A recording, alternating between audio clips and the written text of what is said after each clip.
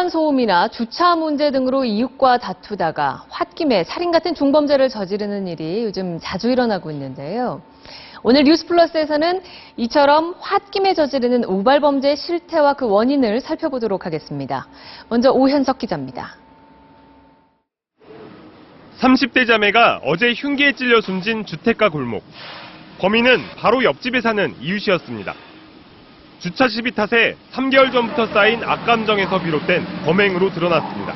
집에서 내려오는 언니를 보고 찔고 그다음에 동생이 차에서 보고 있다가 쫓아와서 말리는 중에 주민들도 오랜 갈등이 끔찍한 살인으로 이어진 것이라고 말했습니다. 완전 주차 문제 때문에 그 소리 이어졌는데 계속 차 빼라 뭐라 하니까. 지난 5월 층간소음 다툼에서 시작된 아파트 살인 사건. 제사를 지내러 왔다 살해당한 40대 남성, 그리고 그를 살해한 아랫집 주인의 갈등은 이미 7년 전부터 시작됐습니다. 아들이 분가했어요. 하도 이제 아래층에서 이제 시끄럽다고 그러니까. 뒤늦게 깊이 뉘우친다고 했지만 법원은 징역 15년을 선고했습니다. 사이가 좋지 않은 이웃 간에만 홧김에 살인이 일어나는 건 아닙니다. 지난달 일가족 3명이 숨진 채 발견된 광주 치평동 살인 사건. 범인은 꽃바구니를 들고 피해자의 집을 찾은 30대 남성이었습니다. 3년 전부터 친밀한 관계였는데도 무시했다는 이유로 범행을 저지른 겁니다. 피해자가 자기를 무시하는 말을 했다는 이유로 해가지고 다툼이 돼가지고 우발적으로 저지른 범행이라고 피의자는 그렇게 진술을 하고 있습니다. 이처럼 갑작스런 분노와 충동 등으로 인해 우발적으로 발생한 살인사건은 지난해 전체 살인사건의 39%에 달합니다. 2000년대 초반만 해도 우발적 살인 비율이 30% 전후였던 점을 고려할 때 크게 늘어난 수치인데요. 이렇게 홧김에 저지르는 범죄가 늘어나는 원인은 무엇인지 김나리 기자가 취재했습니다. 한 아파트 주차장. 주위를 두리번거리던 남성이 주차된 차량을 신경질적으로 걷어찹니다.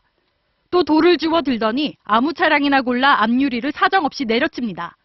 차량 수십 대를 이렇게 부수다 검거된 용의자는 홧김에 범행을 저질렀다고 진술했습니다. 화가 나서 그냥 했대요. 화가 나서. 무시했다고 혼자 생각을 하는 거죠, 그 사람이.